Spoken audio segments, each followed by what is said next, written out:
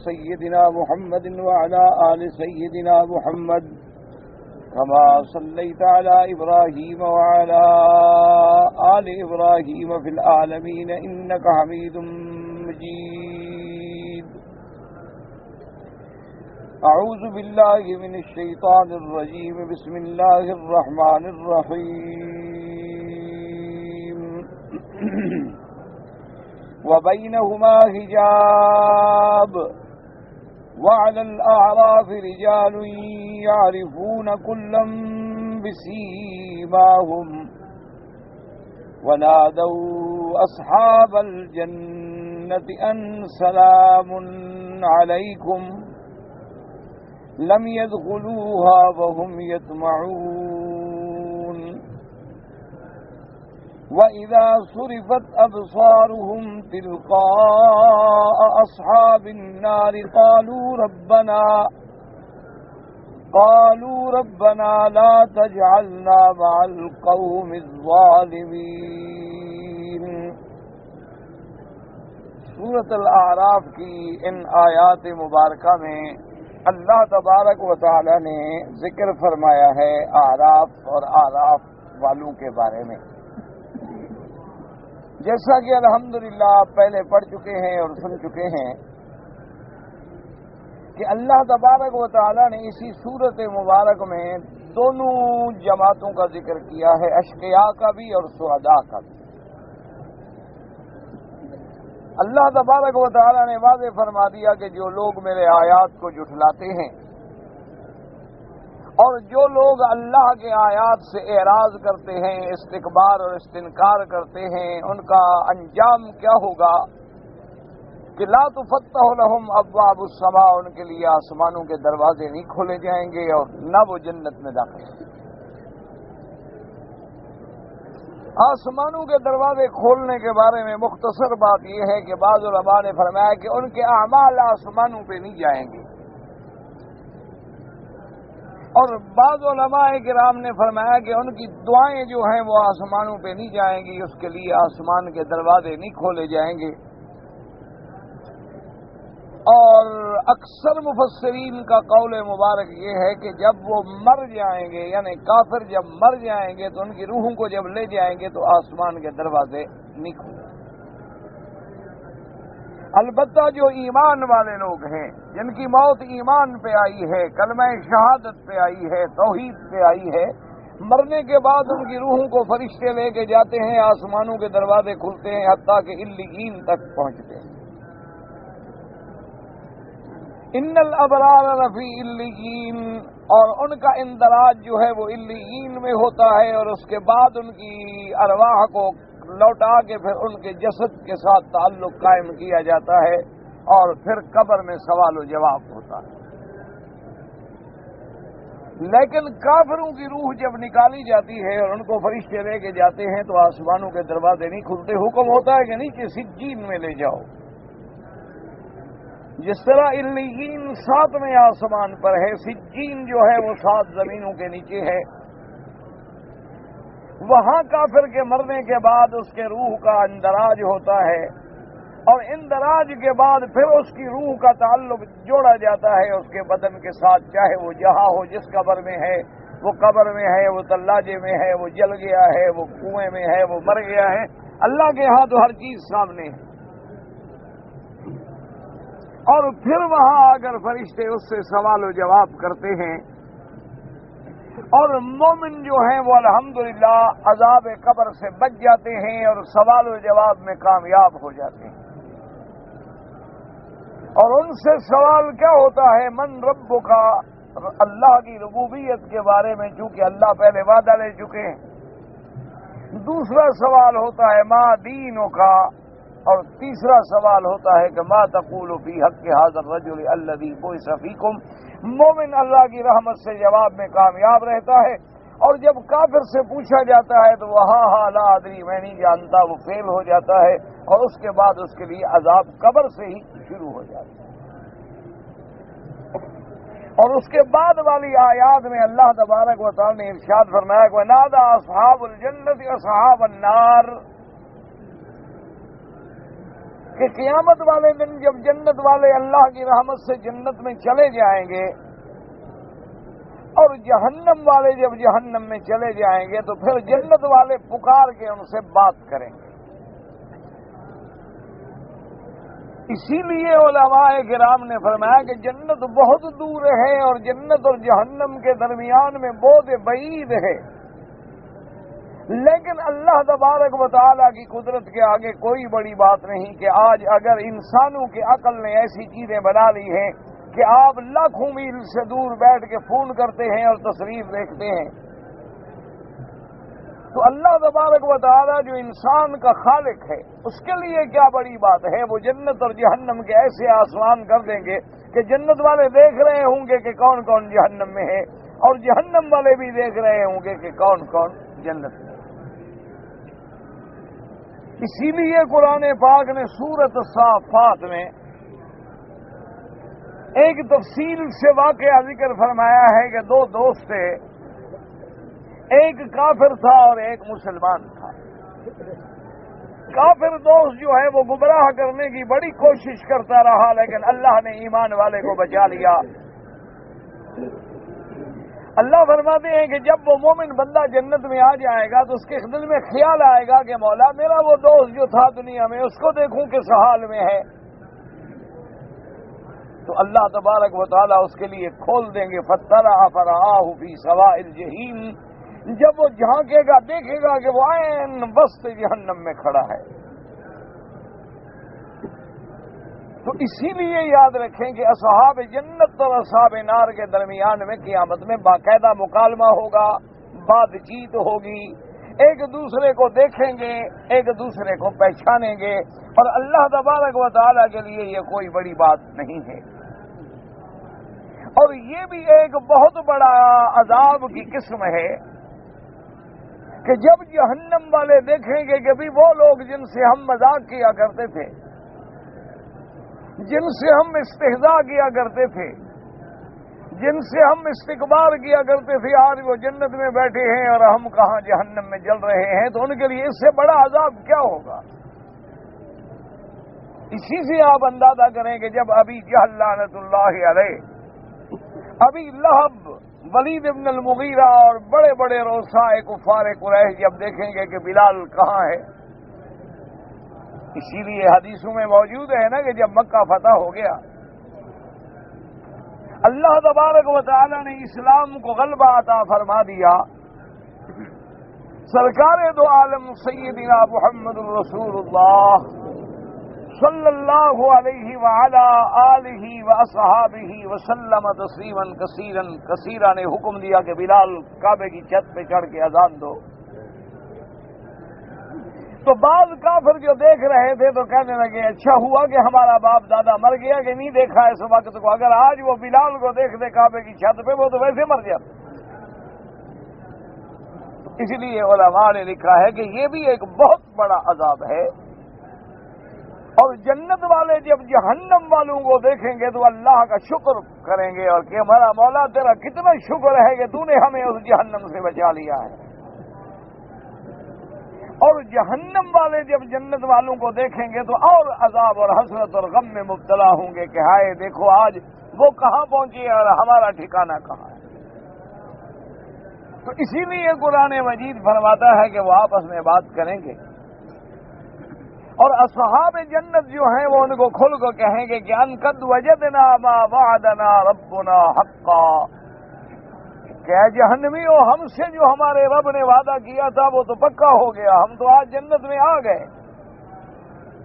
اللہ نے ہمیں نعمتیں عطا فرما دی۔ فہل وجدتم ما وعد ربکم حقا، تمہارے ساتھ بھی وعدہ پورا ہوا عذاب کا کہ نہیں؟ اور اس کے بعد فَأَذَّنَ مُؤَذِّنٌ بَيْنَهُمْ اللَّعْنَةُ اللَّهِ عَلَى الظَّالِمِينَ، پھر اذان دینے والا یعنی اعلان کرنے والا اعلان کرے گا کہ اللہ کی لعنت ہو ان ظالموں پر۔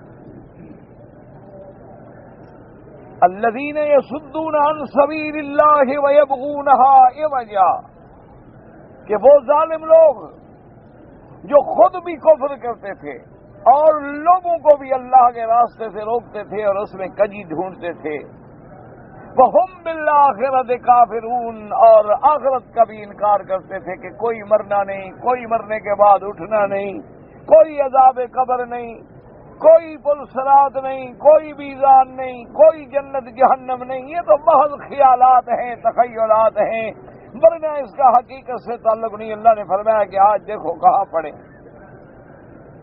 ان آیات کے بعد جو ہم نے آج کے سبق میں آیات پڑھی ہیں، اس میں اللہ فرماتے ہیں وَبَيْنَهُمَا حِجَابٌ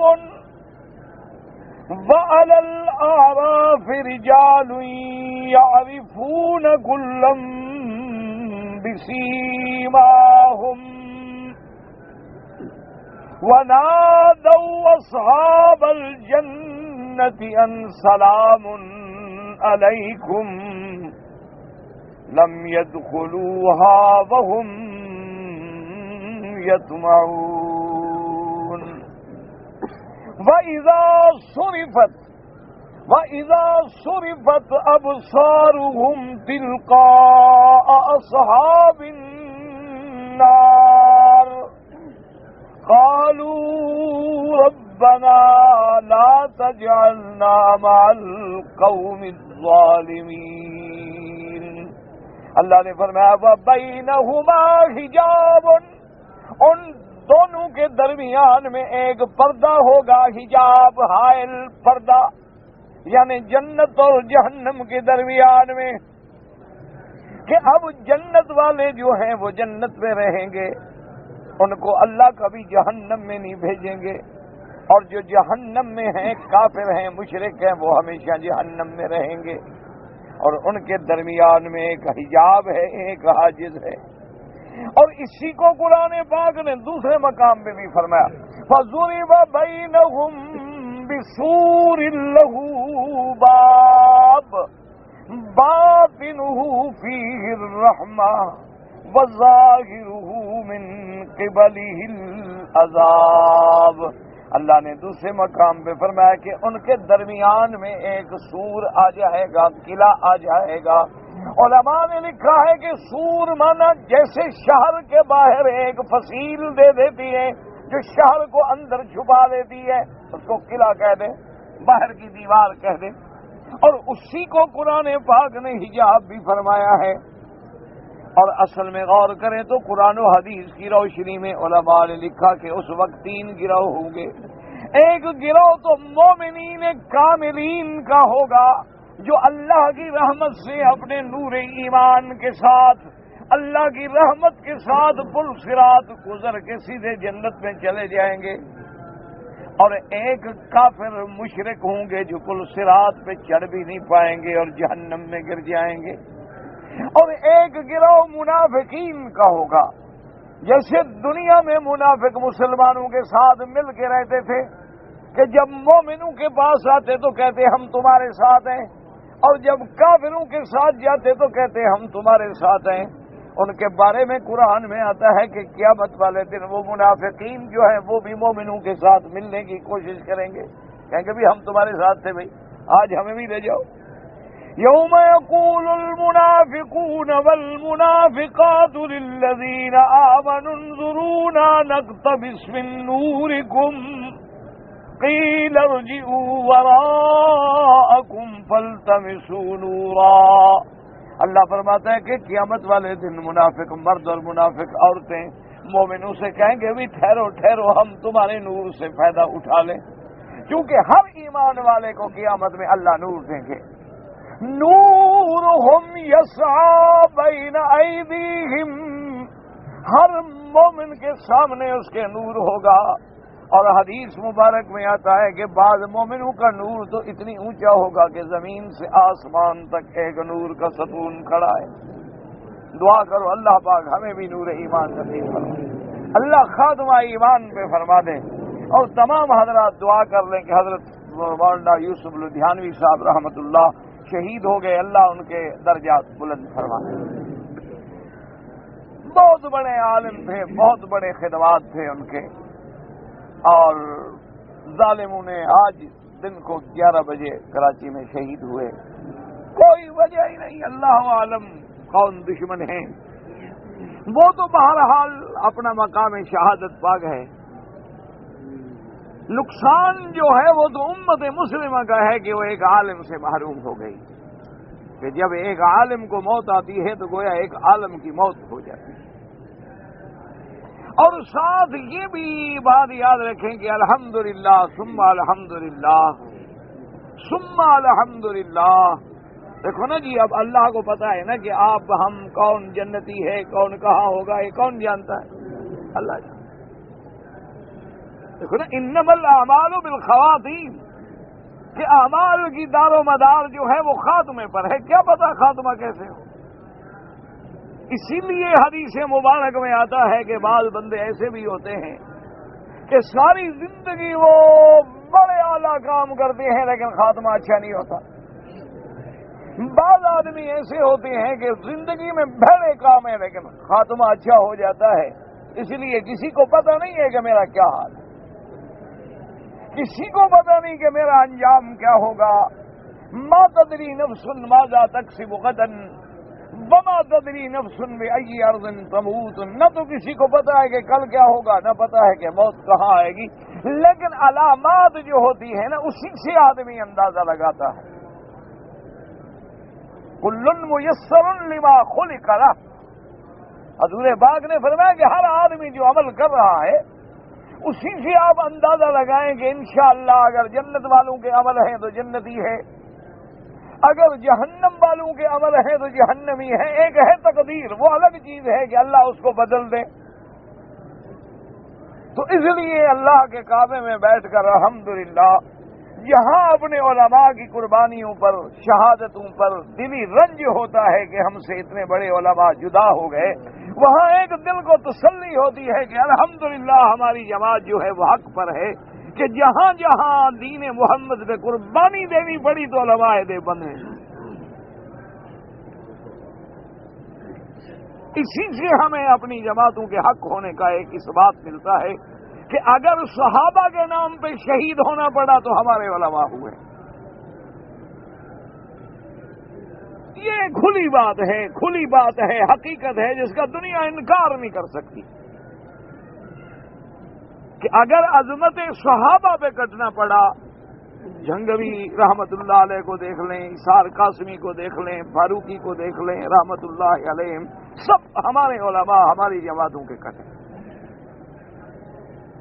اور این اللہ تبارک و تعالیٰ کے فیصلوں پہ انتہائی خوشی کے ساتھ عظمت صحابہ پہ جان دے دی۔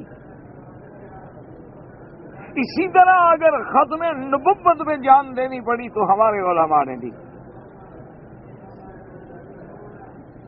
اور الحمدللہ اہل بدعت اور شرک کے مقابلے پر اگر علماء نے قربانی دی ہے تو الحمدللہ ہمارے علماء نے قربانی دی، انہوں نے جانیں لٹائیں، وہ شہادت کے مقام پہ پہنچے۔ یہ کھلے واقعے ہیں۔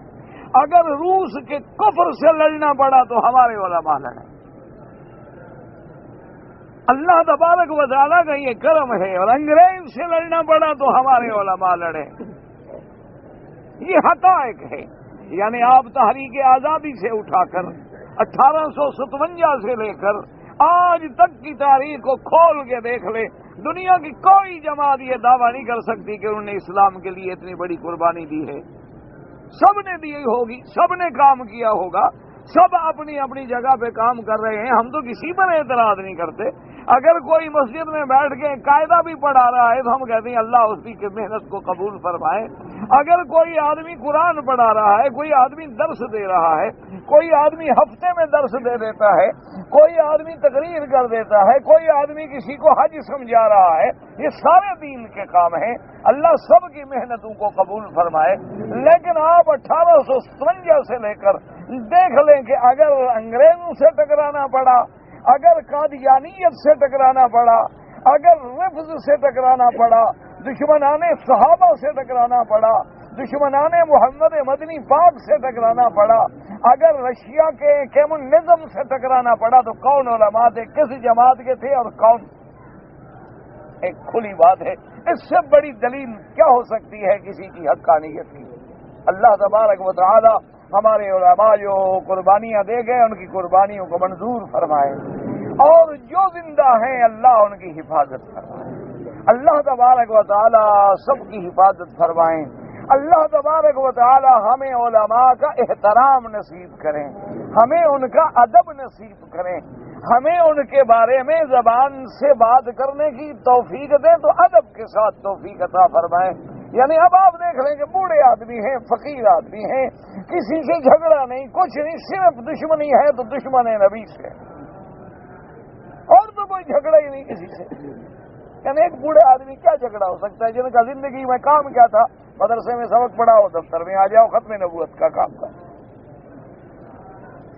لیکن آخر دشمنوں کو وہ بڑے بڑے نعرے لگانے والے نظر نہیں آتے، یہ فقیر کیوں نظر آتے ہیں؟ پتہ ہوتا ہے کہ یہ اصل لوگ ہیں جو دین کا کام کر رہے ہیں، یہ اصل لوگ ہیں جو دشمن نبی سے لڑنے والے ہیں، یہ اصل لوگ ہیں جنہوں نے قادیانیت کا رد کیا ہے۔ آپ تاریخ اٹھا کے دیکھ لیں، عبدالشکور لکھنوی رحمۃ اللہ علیہ کون تھے؟ عبدالحی رحمۃ اللہ علیہ کون تھے؟ کسی بھی ملک میں کسی بھی مقام پر جب بھی باطل نے للکارا تو سامنے کون آیا؟ کس نے کتابیں لکھی؟ کس نے جواب دیے؟ کس نے آخری اپنی جان کی بازی لگا دی؟ اس سے بڑی کوئی بات ہے جان قربان کر دے آدمی؟ اس سے بڑی بات کیا ہوتی ہے؟ اور پھر اس پہ کوئی غم نہیں۔ یعنی آپ اندازہ کریں، مجھے ان دوستوں نے بتایا، فاروقی صاحب کے جب وہ بم کا حادثہ ہوا تھا تو مجھے قریبی دوستوں نے بتایا کہ بم لگ گیا ہے، بالکل یعنی موت کے قریب ہے، اس وقت بھی کہنے کہ یا اللہ میں تیرے فیصلے پہ راضی ہوں۔ اس سے بڑی دلیل حقانیت کیا ہو سکتی ہے؟ اس لیے دعا کیا کریں کہ اللہ تبارک و تعالی جن جن علماء نے تیرے دین کے لیے قربانیاں دی ہیں ان کی قبول فرما دیں، ان کے درجات کو بلند فرما دیں، اور جو زندہ ہیں ان کی حفاظت فرما، ان کو دین پہ استقامت نصیب فرما۔ میرا اللہ اب لوگوں کو، مولویوں کو لڑانے سے بچا، بلکہ امت کو جوڑنے کی توفیق عطا فرما کہ وہ اب وہ وقت آ گیا ہے کہ ہم کفر کے سامنے مل کے رہیں۔ اسی لیے اسلام ہمیں 5 وقت نماز پہ اکٹھا کرتا ہے، جمعہ کے دن ہمیں جمعہ پہ اکٹھا کرتا ہے، سال میں ہمیں عیدین پہ اکٹھا کرتا ہے، سال میں ہمیں حج پہ اکٹھا کرتا ہے۔ خدا کے لیے سوچو، اللہ کو کیا ضرورت ہے؟ اللہ حکم دے دیتے بھی اپنے اپنے گھر میں جہاں کھڑے ہو نماز پڑھ لو، بس تیری نماز پڑھا کرو، خلاص، السلام علیکم۔ کیا ضرورت ہے کہ مسجدوں میں آؤ؟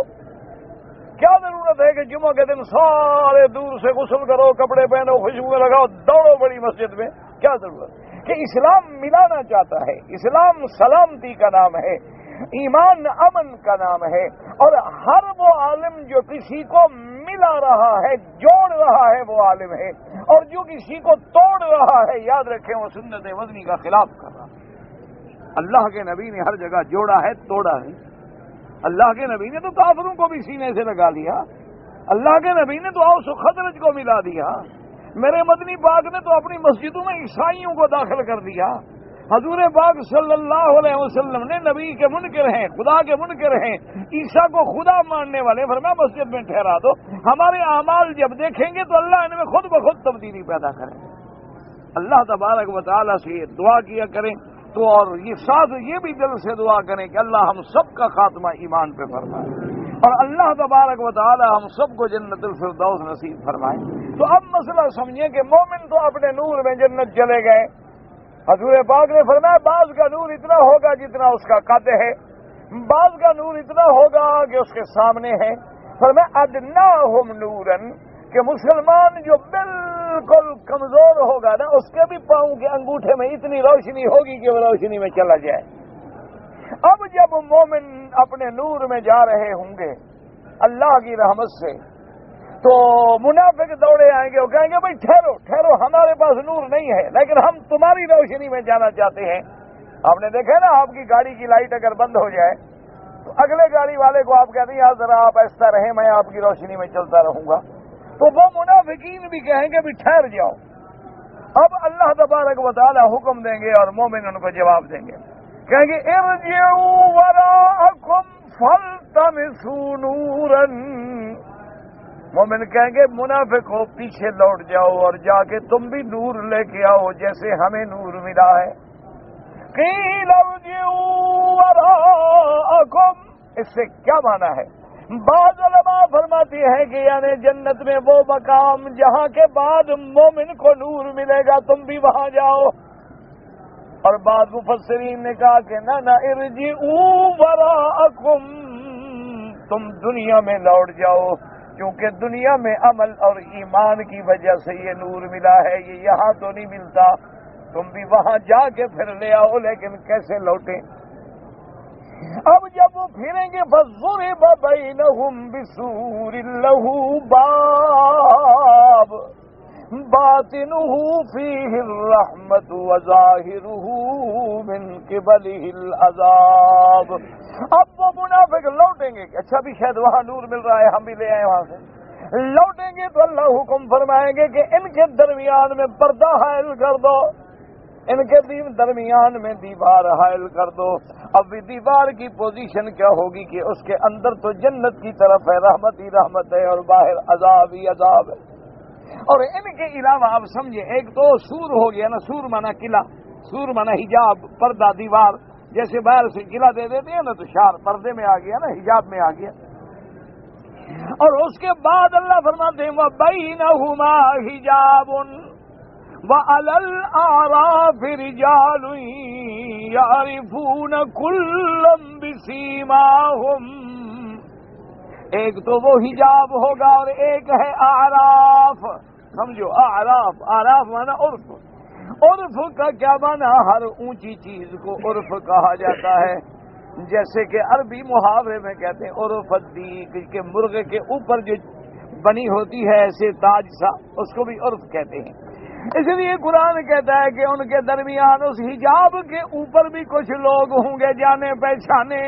اعراف کیا مانا؟ وہ جو قلعہ ہے، اس قلعے کے اوپر، ایک تو قلعہ ہے نا جی، قلعے کے اوپر جو ہے اعراف پہ لوگ ہیں، یہ کون ہیں؟ جانے پہچانے تو ہیں، یہ اعراف میں جو لوگ ہیں یہ کون لوگ ہوں گے؟ اس کے بارے میں مفسرین کرام رحمت اللہ علیہم اجمعین، اللہ ان کی قبروں پہ کروڑوں رحمتیں فرمائے، انہوں نے لکھا ہے کہ اعراف بمانا وہ ہے، جمہور مفسرین کا یہ قول ہے کہ یہ وہ لوگ ہوں گے کہ جن کی نیکیاں اور گناہ برابر ہو جائیں گے، یعنی نیکیاں بھی ہیں اور گناہ بھی ہیں، دونوں پلڑے برابر ہیں۔ اگر نیکیاں جھک جاتی جنت چلے جاتے، اگر برائیاں زیادہ ہو جاتی تو جہنم چلے جاتے، لیکن یہ وہ لوگ ہیں جن کی نیکیاں اور برائیاں جو ہے وہ برابر ہو گئی ہیں۔ اب ان کو نیکیوں نے جہنم جانے سے روک دیا ہے، لیکن برائیوں کی وجہ سے جنت بھی نہیں جا سکتے، لہذا کھڑے ہیں درمیان، اعراف پہ کھڑے ہیں، جہنم سے تو بچ گئے ہیں لیکن جنت میں بھی داخل نہیں ہوئے۔ اس لیے قرآن مقدس نے اور یہی جمہور مفسرین کا قول ہے وَبَيْنَهُمَا حِجَابٌ وَعَلَى الْأَعْرَافِ رِجَالٌ يَعْرِفُونَ كُلًّا بِسِيمَاهُمْ وَنَادَوْا أَصْحَابَ الْجَنَّةِ أَنْ سَلَامٌ عَلَيْكُمْ۔ اللہ نے فرمایا کہ اعراف پہ جو بندے ہوں گے جانے پہچانے، پتہ لگے گا یہاں ہے تو یار اپنے مسلمان ہے، تو اپنی جماعت کے لوگ کھڑے ہیں۔ دیکھو نا، اب دور سے بھی بندہ ہو لیکن خدا کی قدرت ہے کہ مسلمان پہچانا جاتا ہے۔ اللہ تبارک و تعالیٰ نے، جیسے آپ دور سے دیکھیں نا کہ ہندو آپ کو 1,00,000 بندے میں بھی نظر آئے گا، وہ اپنی دھوتی سے اپنی شکل سے پہچانا جائے گا۔ اسی طرح آپ دیکھیں کوئی سکھ ہوگا تو وہ بھی پہچانا جائے گا، اپنے بالوں سے، اپنے ککے سے، اپنے ہاتھ میں پکڑے ہوئے چمٹے سے پہچانا جائے گا۔ یہودی بھی پہچانا جائے گا، ایسے ٹوپی ادھر سائڈ پہ رکھی ہوئی ہوگی۔ نصرانی بھی مسلمان بھی پہچانا جائے گا۔ تو پہچانے ہوئے ہوں گے، جب اعراف والوں کو دیکھیں گے اصحاب جنت تو کہیں گے سلام علیکم، تم پر بھی اللہ کی سلامتی ہو۔ لیکن یاد رکھو، علماء نے لکھا کہ فرق ہے کہ تحیہ مسلمانوں کا دنیا میں بھی یہی ہے، آخرت میں بھی یہی ہے، السلام علیکم، لیکن دونوں میں صرف فرق ہے۔ دنیا میں جب کہیں گے تو الف لام کے ساتھ السلام علیکم، لیکن آخرت میں ہوگا سلام علیکم۔ اسی طرح قرآن کہتا ہے کہ جب ملائکہ آئیں گے والملائکۃ يدخلون عليهم من كل باب سلام عليكم بما صبرتم فنعم عقبى الدار۔ اللہ فرماتا ہے کہ فرشتے بھی آ کے مومنوں کو جب سلام کریں گے تو وہ بھی کیا کہیں گے؟ سلام علیکم، یعنی یہ نہیں کہیں گے السلام علیکم، تو دنیا میں تحیہ الف لام کے ساتھ ہے السلام علیکم، اور آخرت میں ہوگا سلام علیکم، مانا دونوں کا ایک ہے۔ اب جناب جب اہل جنت ان کے بارے میں کہیں گے سلام علیکم، آگے اللہ پاک نے وضاحت کر دی کہ اعراف والے کون ہیں؟ لم يدخلوها وهم يطمعون، یہ جنت میں داخل تو نہیں ہوئے لیکن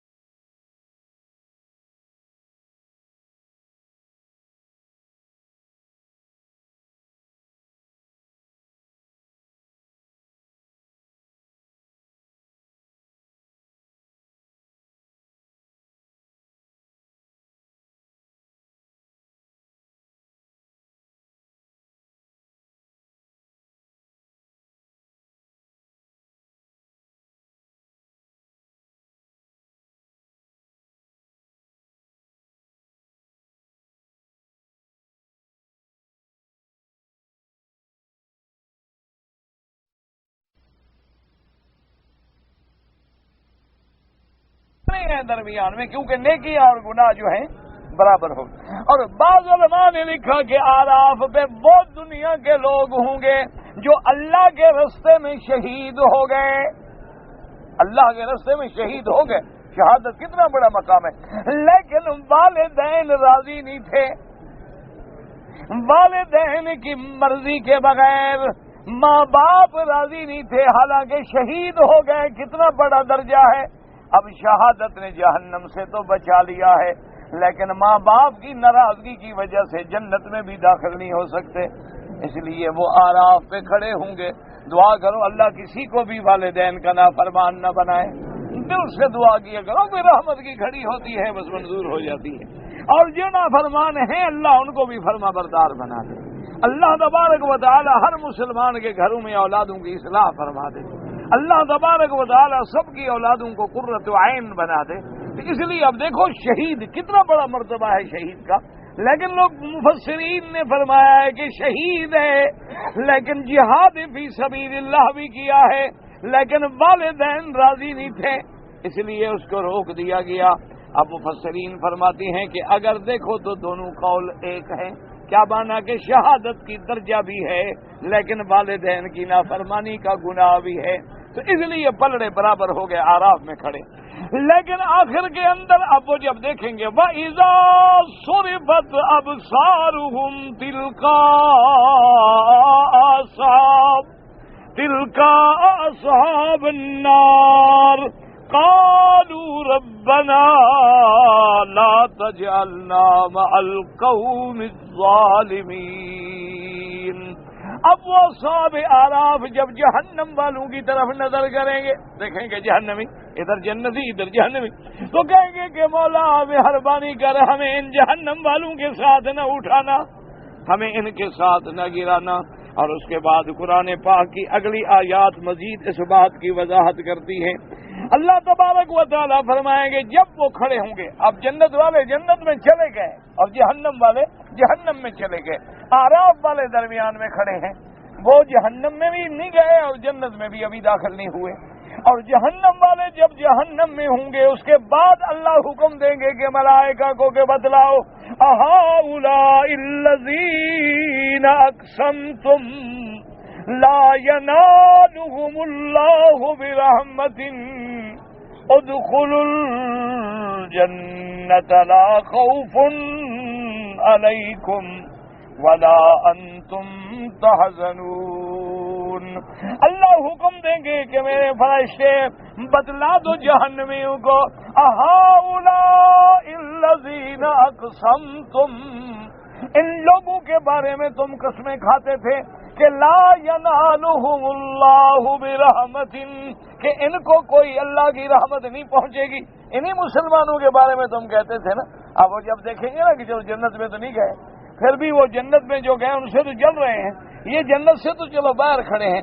اللہ پاک فرمائیں گے ان مومن بندوں کے بارے میں تم دنیا میں قسمیں کھاتے تھے کہ یہ بھی جنت میں نہیں جائیں گے، اللہ فرمائیں گے کہ آراف والے جاؤ، میں نے تمہیں بھی جنت میں داخل کر دی۔ ادخلوا الجنت لا خوف علیکم ولا انتم تحزنون، تم بھی سب کے سب جنت میں داخل ہو جاؤ، نہ تم پہ کوئی ڈر ہے نہ تم پہ کوئی غم ہے۔ تو اصحاب الاعراف جو ہیں آخر میں وہ بھی جنت میں آ جائیں گے، اللہ تبارک و تعالیٰ ان کو بھی جنت نصیب فرما دیں گے۔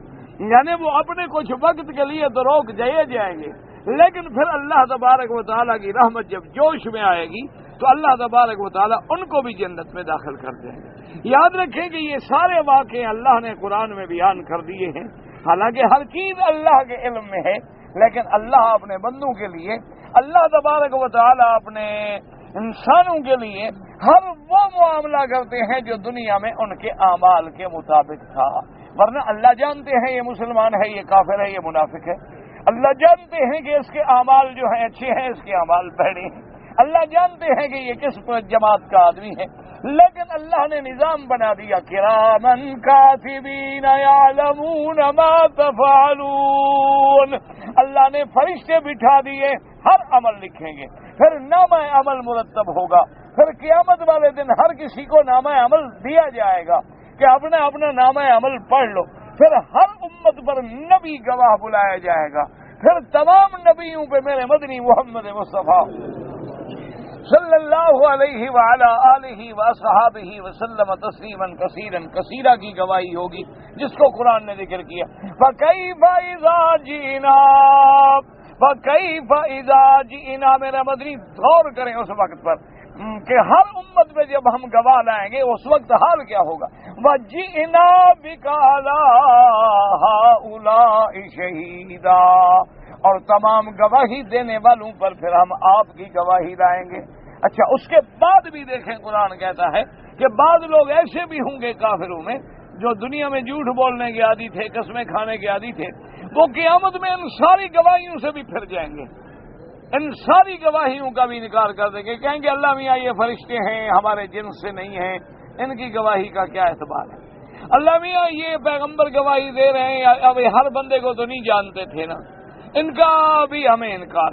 اللہ پاک پھر حکم فرما دیں گے جیسا آپ نے قرآن میں پڑھا، اللہ کہیں گے الیوم نختم علی افواہہم، اللہ فرمائیں گے فرشتوں ان کی زبانوں پہ مہر لگا دو، وتکلمنا ایدیہم وتشہد ارجلہم بما کانوا یکسبون، اللہ فرمائیں گے ان کی زبانوں پہ مہر لگا دو، اور اللہ حکم دیں گے ہاتھوں کو کہ تم گواہی دو، اللہ حکم دیں گے پاؤں کو کہ تم گواہی دو، اللہ حکم دیں گے چمڑے کو کہ بولو گواہی دو، تم نے کیا کیا دنیا میں گناہ کیا ہے۔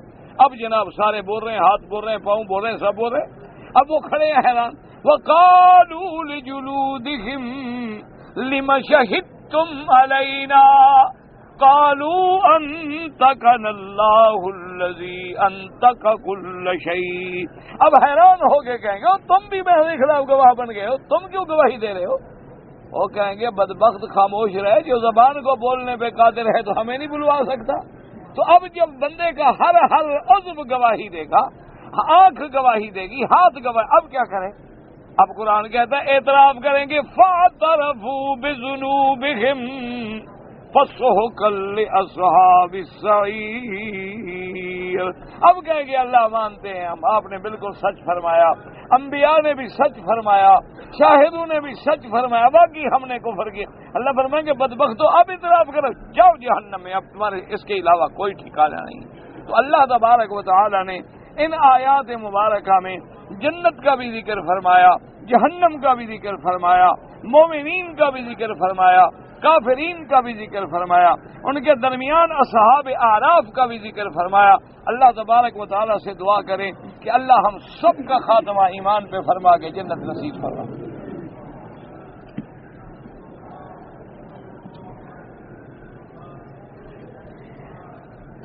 بات یہ ہے جی کہ جہاں تک اعتکاف کا مسئلہ ہے، یاد رکھو صحیح جو مسنون اعتکاف ہے وہ تو یہ ہے کہ رمضان المبارک میں اللہ نصیب کرے تو عشر الاواخر میں، یعنی آخری 10 دن جو ہے، اپنے گھر کو چھوڑ کے مسجد کے اندر جہاں جماعت ہوتی ہو اس مسجد میں آ کے اعتکاف کرنا، یعنی گھر چھوڑ کے اپنے آپ کو مسجد کا پابند کر دینا کہ اب دن رات یہاں رہنا ہے اور بغیر ضرورت کے مسجد سے باہر بھی نہ نکلے. یعنی ضرورت ہے، انسان ہے، حمام جانا ہے، مجبور ہے، کیا کریں، غسل کی ضرورت ہو جائے نکلے، اور بلا وجہ باہر جا کے کسی سے باتیں بھی نہ کرے، اپنے آپ کو مسجد میں لازم پکڑے. وہ گویا یہ مطلب ہوتا ہے کہ یا اللہ میں سب کو چھوڑ کے اب تیرے دروازے پہ پڑ گیا ہوں. جس قرآن کا ذکر اعتکاف کا قرآن میں بھی موجود ہے، وَلَا تُبَاشِرُوهُنَّ وَأَنْتُمْ عَاكِفُونَ فِي الْمَسَاجِدِ، یہ مسنون سنت اعتکاف. اچھا، اسی طرح ایک حدیث مبارک میں یہ بھی آتا ہے کہ حضور صلی اللہ علیہ وسلم نے 10 دن کے بجائے 20 دن کا اعتکاف بھی فرمایا.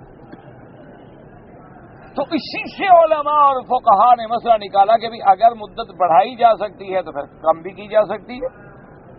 یعنی اگر جیسے 5 نمازوں کو تو کبھی نہیں بڑھایا گیا نا کہ 6 ہو جائے. کسی بھی طرح 2 رکعت فجر کو کبھی نہیں بڑھایا گیا کہ وہ 3 بن جائیں. مغرب کی 3 رکعتوں کو کبھی نہیں بڑھایا گیا کہ وہ 4 بن جائیں. لیکن جیسے تہجد ہے، اب تہجد حضور پاک تو پڑھتے 8 رکعت اور 4 رکعت آپ ہمیشہ پڑھتے تھے. لیکن اگر کوئی آدمی 8 کے بجائے 6 رکعت پڑھ لے تو کیا کہیں گے آپ تہجد نہیں ہوئی. اگر کوئی آدمی 2 رکعت ہی صرف پڑھ لے تو آپ کیا کہیں گے کہ اس نے تہجد نہیں پڑھی. حالانکہ سرکار دو عالم صلی اللہ علیہ وسلم آپ ہمیشہ تہجد کی 8 رکعتیں پڑھتے تھے اور پڑھتے بھی 4 رکعتیں ملا کر تھے. یعنی 2 نہیں پڑھتے تھے، 4 رکعتیں ملا کے 4 رکعت پڑھ لی، پھر 4 رکعت کی نیت کر لی. لیکن اگر آج کوئی بندہ اللہ اس کو توفیق دے وہ 8 رکعتوں کے بجائے اگر 10 رکعت نماز پڑھے تو آپ کیا کہیں گے کہ تہجد نہیں پڑھی، اس نے کیوں زیادہ پڑھ دی. من تطوع خیرن، یہ تو نفل عبادت ہے، جتنا بڑھائے اللہ پاک عطا فرمائیں گے. اسی طریقے سے اگر ایک آدمی ہے اس کا اذان سے پہلے 15 منٹ پہلے وہ اٹھا ہے، اس نے جلدی وضو کیا، اس نے کہا بھی زیادہ وقت تو نہیں ہے، چلو میں 2 رکعت پڑھ کے شریک تو ہو جاؤں تہجد والوں میں، تو اب تب بھی کوئی انکار نہیں کر سکتا. اسی کو سامنے رکھ کر فقہاء نے کہا کہ اگر کوئی آدمی 3 دن کی نیت کر لے، اگر کوئی آدمی 1 دن کی نیت کر لے، یا کوئی آدمی صرف مسجد میں داخل ہوتے وقت ہی نیت کر لیتا ہے کہ اللہ میاں جتنی دیر میں یہاں رہوں مجھے اعتکاف کا بھی ثواب دے دے، تو انہوں نے فرمایا کہ اللہ نفل عبادت ہے، اس کو ثواب عطا فرمائے گے. ورنہ اصل اعتکاف جو ہے وہ ہے صرف بات کو سمجھنے کی کوشش کیا کریں.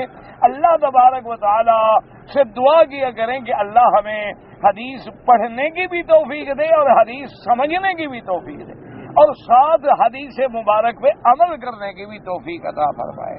دیکھو نا جی، اب ہر بات میں بعض عجیب سا ذہن بن جاتا ہے. اب ساری زندگی میں میرے مدنی پاک نے کتنے حج کیے؟ حضور کے حج کتنے ہیں؟ صرف 1. سرکار دو عالم صلی اللہ علیہ وسلم نے فرض ہونے کے بعد کتنے حج کیے؟ 1. لیکن آپ اگر 4 حج کریں تو باقی ضائع گئے. کبھی حضور نے تو 1 کیا، آپ نے کیوں 4 کیے؟ زیادہ مخالفت کی آپ نے حضور پاک کی. یہ تو کوئی جاہل ہی کہہ سکتا ہے. ورنہ اللہ کا جب قرآن ہے کہ من تطوع خیر، نفلی عبادت ہے، جتنی کرے. حضرت آدم علیہ السلام کے بارے میں آتا ہے کہ انہوں نے 40 حج کیے. اچھا، بعض روایات میں آتا ہے کہ 40 حج بھی پیدل چل کے کیے. اچھا، اسی طرح حضور سرکار دو جہاں نے صلی اللہ علیہ وسلم نے 4 عمرے کیے زندگی میں. لیکن اگر امتی کو اللہ توفیق دے وہ 100 عمرہ کر لے تو کیوں منع ہو گیا؟ کس وجہ سے منع ہو جائے گا؟ تو اس لیے ہمیشہ یاد رکھیں کہ جو عبادت ثابت ہے، جب اعتکاف ثابت ہے، 10 دن کے لیے بھی ثابت ہے، 10 دن سے زیادہ کے لیے بھی ثابت ہے. جب اعتکاف عورتوں کا اپنے گھر کے اندر بیٹھنا بھی ثابت ہے، گھر کے اندر ایک جگہ معین کر کے بیٹھنا بھی ثابت ہے، اس کا مطلب یہ ہوا کہ ہر جگہ ایسی عبادت ہو سکتی ہے، اور فقہا نے جو سمجھا ہے وہ صحیح سمجھا ہے۔ اللہ تبارک و تعالیٰ ان کی قبروں پہ کروڑ رحمتیں فرمائے۔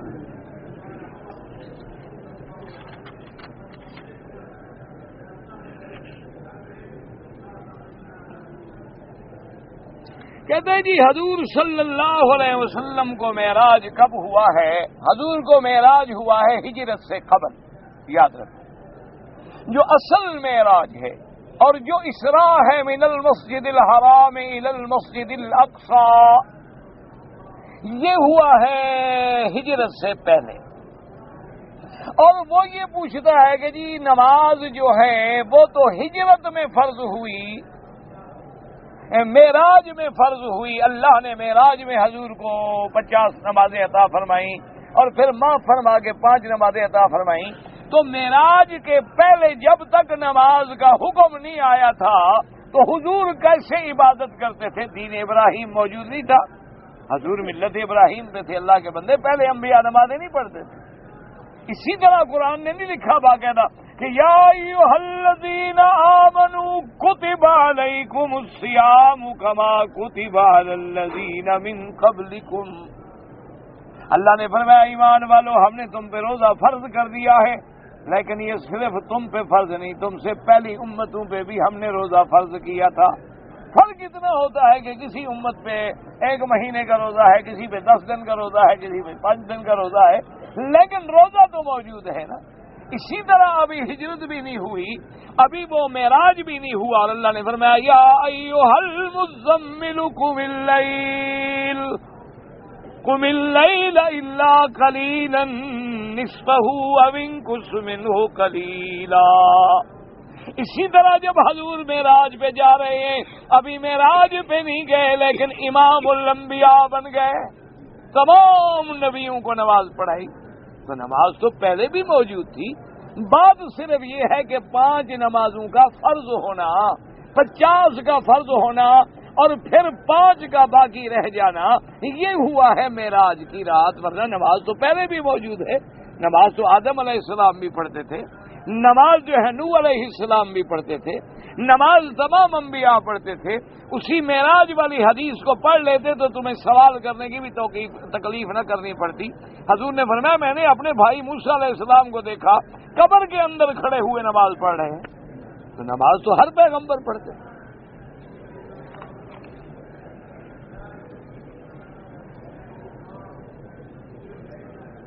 حیض والی عورت جو ہے اگر حیض کے دوران میں غسل کرے اور نماز نہیں پڑھ سکتی جب تک حیض سے پاک نہ ہو جائے۔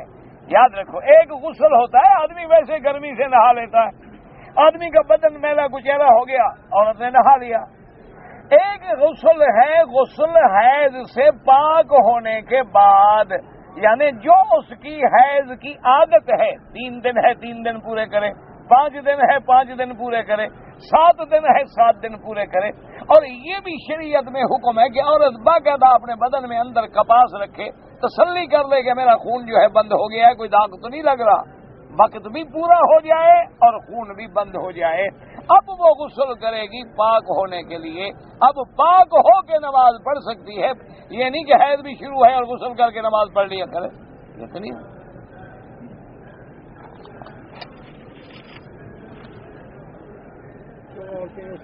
حیض کی بیماری میں مبتلا ہوتی ہے؟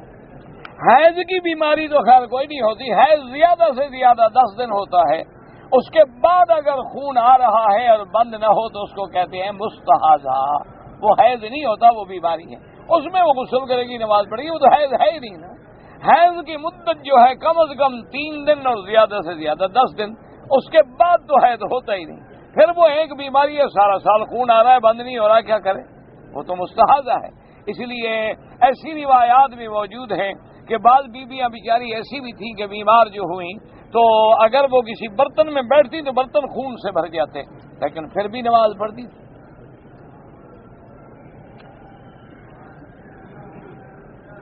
بات یاد رکھیں کہ تسبیح کرنا یا ذکر کرنا یہ تو بدعت ہو ہی نہیں سکتا۔ اللہ کا حکم ہے اذکروا اللہ ذکرا کثیرا، میرا ذکر کرو۔ اور اسی طرح اللہ نے مومن کی تو صفتوں میں یہ لکھا ہے کہ الذین یذکرون اللہ قیاما وقعودا وعلی جنوبہم، کہ مومن کی تو صفت یہ ہے کہ کھڑا ہے تو ذکر ہے، بیٹھا ہے تو ذکر ہے، قیام ہے تو ذکر ہے، رکوع ہے تو ذکر ہے، سجود ہے تو ذکر ہے، ویسے لیٹے تو ذکر ہے، اگر ذکر بھی نہ کرے تو پھر فکر کرے وَيَتَفَكَّرُونَ فِي خَلْقِ السَّمَاوَاتِ وَالْأَرْضِ۔ اسی طرح وَإِن مِّن شَيْءٍ إِلَّا يُسَبِّحُ بِحَمْدِهِ، کوئی دنیا کی چیز ایسی نہیں کہ جو اللہ کی تسبیح بیان نہ کرے۔ اور اسی طرح قرآن میں بھی موجود ہے، اللہ فرماتے ہیں کہ ہم نے پہاڑوں کو حکم دیا تھا کہ میرے نبی کے ساتھ ذکر کرو، میرے پیغمبر داؤد کے ساتھ ذکر کرو، تاکہ جو ذکر میں اکیلے کا ذکر وہ بھی ذکر ہے، لیکن جب جماعت کی برکت ہوتی ہے تو الگ چیز ہو جاتی ہے۔ اس لیے اللہ تبارک و تعالیٰ نے حکم دیا۔ باقی یاد رکھو کہ جتنی تسبیحات یا ذکر ہیں اگر انگلیوں پہ کریں تو یہی افضل ہے اور سنت ہے، اور قیامت میں یہ آزاد گواہی بھی دیں گے انشاءاللہ۔ باقی رہ گیا کہ لوگ تسبیحات پہ پڑھتے ہیں، تو بعض روایات میں ملتا ہے کہ صحابہ نے گٹھلیوں پہ پڑھا، ایک صحابیہ نے۔ اسی طرح بعض صحابہ سے یہ بھی ملا ہے کہ دھاگے پہ گانٹھ تھی، اس پہ اندازہ کر لیتے تھے پڑھنے کے لیے۔ اور بہرحال علماء نے اس کو اعلی ذکر سمجھا کہ جیسے آپ سپیکر لگاتے ہیں وہ اعلی صوت ہے کہ آواز بلند ہو کے صیحت کا ذریعہ بن جاتا ہے، اسی طرح یہ بھی اللہ کے ذکر کے یاد کرنے کا ایک ذریعہ بن جاتا ہے۔ ورنہ افضل اور اعلیٰ اولا جو ہے وہ انگلیوں پہ پڑھیں۔ حضور صلی اللہ علیہ وسلم نے انگلیوں پہ تسبیح فرمائی۔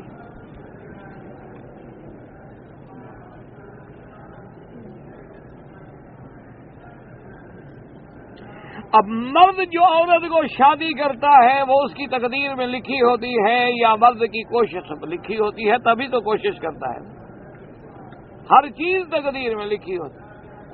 یہ معنی نہیں ہوتا تقدیر میں لکھے ہوئے کا کہ بھئی زبردستی اللہ نے تیرے گلے میں مار دی ہے، یہ معنی نہیں ہوتا۔ معنی یہ ہے کہ تم کو نہیں یہ کرنا تھا، اللہ جانتے تھے لکھ دیا۔ مطلب یہ ہے کہ جیسے مثلا ایک آدمی یہ لکھ دے کہ بھئی اگر 450 میل مدینہ منورہ ہے اور گاڑی کی رفتار اگر 100 میل فی گھنٹہ ہو تو 4.5 گھنٹے میں پہنچے گا، لیکن گاڑی تو تم چلاؤ گے نا، تبھی تو پہنچے گی۔ اللہ چونکہ جانتے تھے کہ تم یہاں کوشش کرو گے اور اسی لڑکی سے تمہارا نکاح ہوگا، لکھ دیا، کیونکہ وہ عالم ہے، کر تو تم رہے ہو، پکڑے تو ہم اپنے کیے پہ جائیں گے۔ ہمارے کرنے کو ہمارے پیدا ہونے سے پہلے وہ جانتے تھے، اس لیے اللہ نے لکھ دیا۔ ہم نے تقدیر کا معنی غلط سمجھا، پھر تو اللہ ہمیں زبردستی کافر بناتے ہیں۔ اور قرآن کہتے ہیں لا یرضی لعبادہ الکفر، اللہ کو تو کفر پسند ہی نہیں، اللہ تو کفر پہ راضی ہی نہیں۔ اور اللہ نے تو کھول کے کہہ دیا من شاء منکم فلیؤمن من شاء فلیکفر، جو چاہے ایمان لائے، جو چاہے کافر ہو جائے، مجھے کیا ہے۔ تو اگر ایمان لانا اور کافر ہونے کا ہمیں اختیار ہی نہ ہوتا تو اللہ کیوں کہتے؟ اللہ کہتے میں نے لکھا ہے گردن توڑ کے تمہیں مسلمان بناؤں گا، میں تیری گردن توڑ کے تمہیں کافر کر دوں گا، یہ معنی نہیں ہے۔ اللہ نے ہر بندے کو اختیار دیا ہے، انا ہدیناہ السبیل اما شاکرا و اما کفورا۔ باقی تقدیر کیا معنی کہ جو ہم نے کرنا ہے وہ اس کے علم میں ہے، وہ اللہ نے سب کچھ پہلے لکھ دیا۔ اور جب ہم کرتے ہیں اور فرشتے دیکھتے ہیں کہ سبحان اللہ، اللہ نے بھی پہلے لکھا ہوا ہے، تو کہ واہ مولا تیرا علم ہے، تیری شان ہے کہ تیرا علم محیط ہے کہ کائنات کے ذرے ذرے نے جب سے پیدا ہونے سے بھی 2000 سال پہلے لکھ دیا کہ آسمان بھی پیدا ہوں گے، زمینیں بھی ہوں گے، آدم اتریں گے، نوح آئیں گے، پیغمبر آئیں گے، کون مومن ہوگا، کون کافر ہوگا، سب لکھا ہوا ہے۔ اس کا معنی یہ نہیں ہے۔ بہرحال تم کیوں پریشان ہو، تمہارے گلے میں جو پڑ گئی ہو تو پڑ گئی نا۔ اب وہ بیچارہ کہتے ہیں کہ میں نے کوشش کی، پتہ نہیں تقدیر میں یہی بلا لکھی تھی، اس کے مقدر میں بھی تو تم بلا لکھے ہوئے تھے نا۔ اب تو بھائی گزارا کرو، جیسے گزرے اب گزارا کرو۔ لا تحسبوه شر لکم بل هو خیر لکم۔ حدیث میں آتا ہے کہ کبھی کبھی آدمی اپنی عورت کو برا سمجھتا ہے کہ بد خلق ہے، بد شکل ہے اور بد زبان ہے، لیکن اسی سے اللہ اس کو ایک ایسی اولاد دیتا ہے جو جنت میں لے جانے کا سبب بن جاتی ہے۔ اس لیے ہر چیز کو برا نہ سمجھا کرو، پتہ نہیں برے سے کوئی اچھی چیز مل جائے۔ اور ہر چیز کو اچھا بھی نہ سمجھا کرو، اس سے کو بری چیز مل جائے۔ لوگ بڑے بھاگتے ہیں نا، میری بیوی جناب ایسی خوبصورت ہو، ایسی فیشنیبل ہو، ایسی، اگر وہ زنا کر دے تو کیا رہا تمہارے گھر میں؟ اچھا تمہارے ایک آدمی اس کی بیوی بد شکل ہے، چلو محفوظ تو ہے، کوئی دیکھتا تو نہیں اس بیچاری کو، گناہوں سے تو بچ گئی، کوئی نیکی تو مل گئی نا اس کو۔ ایک آدمی کی بیوی اچھی ہے اور ہمسائے سارا دروازے کھول کے کھڑے ہوں اس کے لیے، ایسی بیوی کو گولی مارو گے؟ وہ تو پھر تم نے محلے والوں کے لیے شادی کی نا۔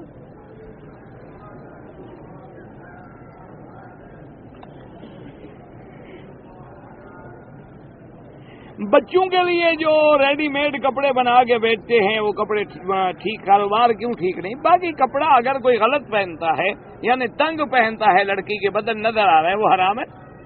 کپڑا بیچنا تو منع نہیں ہے، لیکن ایسے فیشنیبل کپڑے بنانا جو دوسروں کے فیشن کا ذریعہ بنے، آپ بھی گناہ گار ہیں، آپ نہ بنائیں۔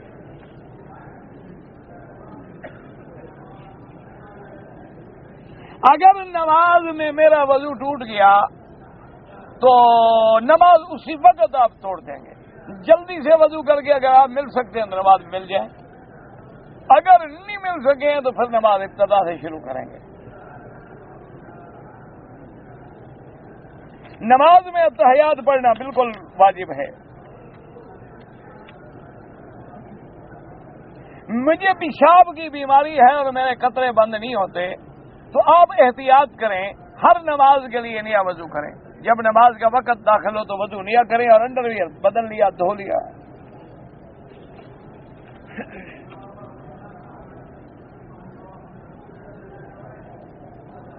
مجھے گیس کی تکلیف ہے، ری خارج ہوتی ہے، اگر بند نہ ہو ہر نماز کے لیے وضو کر کے نماز پڑھتے رہیں۔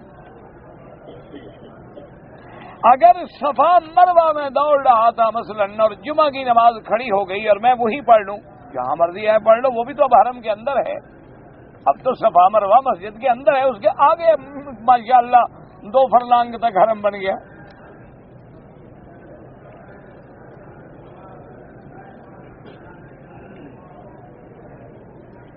اگر کوئی آدمی پاکستان سے آیا ہے اور 3 مہینے کے لیے ٹھہرا، اگر وہ دوسرا عمرہ کرنا چاہے، ویسے اصولی بات یاد رکھیں کہ مکے میں آنے کے بعد افضل یہ ہے کہ طواف زیادہ کریں، کیونکہ طواف میں کسی بھی امام کا اختلاف نہیں ہے، اللہ کا قرآن کا حکم ہے، قرآن و حدیث سے ثابت ہے۔ البتہ عمرے کے اندر بعض ائمہ کرام جو ہے وہ عمرے کی اجازت نہیں دیتے، وہ کہتے ہیں عمرہ وہی ہوتا ہے جب آدمی باہر سے آگے داخل ہو، لیکن امام ابو حنیفہ رحمۃ اللہ علیہ اور امام شافعی رحمۃ اللہ علیہ کے نزدیک عمرہ ایک نفلی عبادت ہے، وہ کہتے ہیں کہ جتنی کرنا چاہتا ہے کر سکتا ہے، کوئی منع نہیں ہے۔